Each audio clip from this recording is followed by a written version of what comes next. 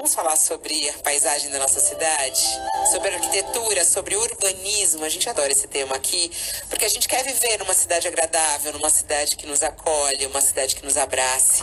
A gente quer viver numa cidade que tenha um visual melhor. Como é que a gente pode pensar nos espaços públicos, nos espaços privados, no prédio onde a gente mora, no lugar onde a gente trabalha? Tem um congresso internacional rolando aqui em São Paulo, que começou no final de semana até com um filme lá num dos lugares mais charmosos da nossa cidade, que é o Conjunto Nacional, né? Um filme falando sobre paisagem, um olhar sobre Roberto Burle Marx. E hoje tem um encontro, debate, conversa nesse Congresso Internacional de Arquitetura Paisagística na cidade de São Paulo. A gente conversa com a presidente nacional da Associação Brasileira de Arquitetos Paisagistas, que é a arquiteta urbanista doutora nessa área, Luciana Schenck, conosco. Olá, Luciana, bom dia. Bom dia, Fabiola. Um prazer estar com vocês e com os seus ouvintes. Prazer é nosso. Ela que também é professora lá da USP São Carlos. Professora Luciana, lhe pergunto, o que é, né, arquitetos paisagistas? Quando a gente fala sobre paisagismo, a gente está falando exatamente do quê? Eu estou falando fundamentalmente daquilo que, de algum modo, resta para além das edificações, ou seja, todo esse espaço livre, quando você estava falando de cidades, não é? Ou seja, são as ruas, as praças, os parques. Esses lugares recebem uma atenção especial desse arquiteto, que tem uma formação complementar, tem na nossa formação na faculdade, e existe sempre a oportunidade de ir ampliando essa formação. Esse seminário tem essa pretensão também de contribuir nessa formação, agregando ou colocando como protagonista, em primeiro plano, as questões da arte, né? E olhando para a nossa cidade de São Paulo, qual é o diagnóstico que a senhora faz de como é que está esse além, né? O que restou além da edificação?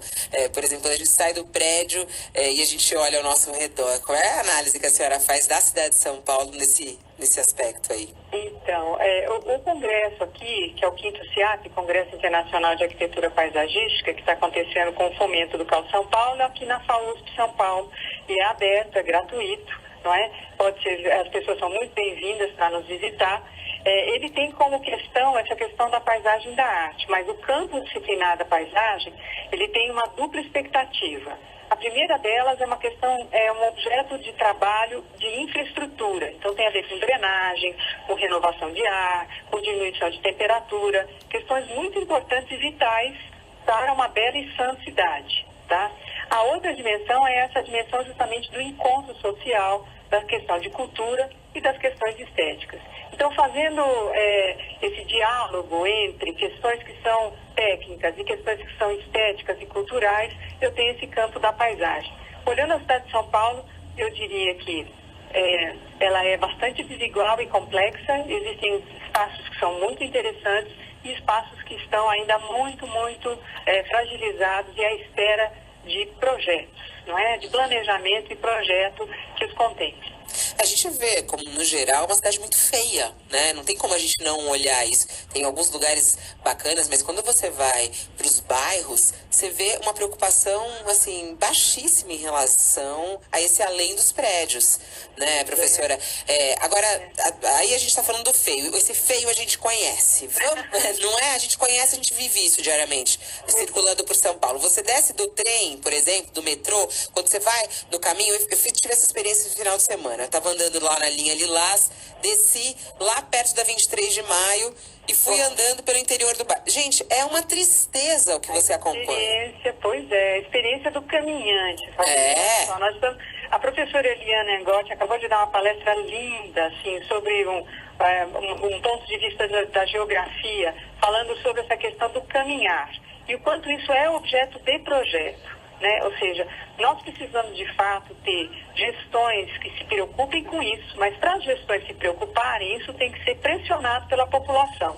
Porque, como diria o nosso paisagista maior, que foi Roberto Burle Marx, e que o filme nós vimos ontem lá no Cinearte, um documentário lindo de João Vargas, isso não é luxo, isso é necessidade, não é?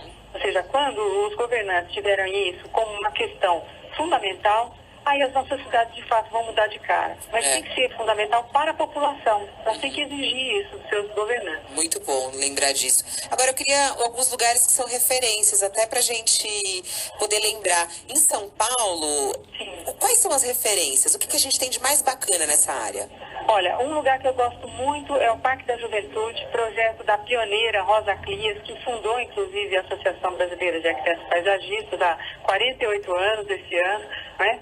Que é um parque que reúne um primeiro tempo muito metropolitano, ligado às escolas, à biblioteca, depois um segundo momento que é quase como um memorial em relação a Carandiru, onde ele se coloca, ou seja, o lugar do Parque da Juventude em São Paulo é onde esteve o Carandiru, onde aconteceu o massacre, e é uma coisa que a gente não deve esquecer, mas a gente transformar o lugar significa revisitá-lo com uma outra perspectiva. Então é um lugar cheio de árvores para a população visitar, com algumas ruínas que lembram a questão do Carandiru. E um terceiro ponto que é muito ligado aos jovens, à prática esportiva, aqueles que querem caminhar também, e que está bastante mais ligado ao bairro.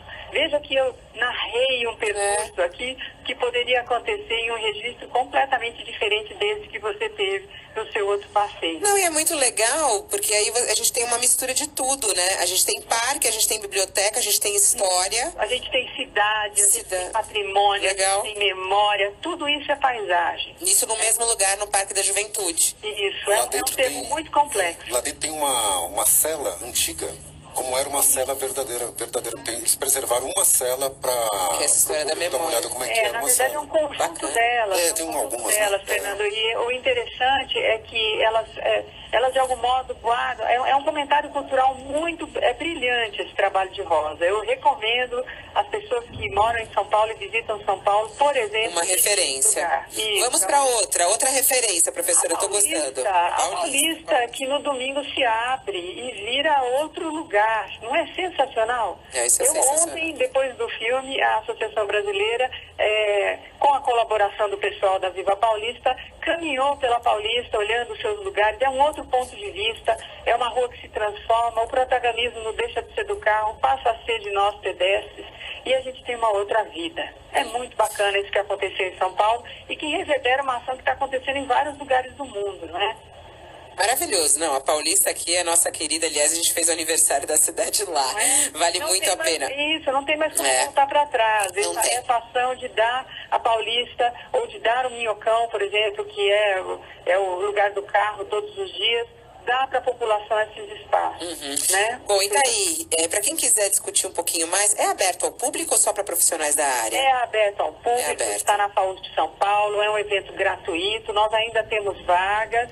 Convido as pessoas a virem ver as palestras. Hoje o dia é dedicado à pintura, gravura, às representações de desenho. Amanhã o dia é também dedicado à fotografia. E essa expectativa é justamente de falar dessa relação entre os campos artísticos e a paisagem, porque para fazer projeto a gente tem que ter todo esse cabedal, né? Todo esse repertório para poder justamente operar isso na hora de fazer projeto. E a gente, por exemplo, que não é arquiteto, não é urbanista, não é engenheiro, não está na gestão pública, qual é a nossa função, de repente, em deixar a nossa cidade mais bonita?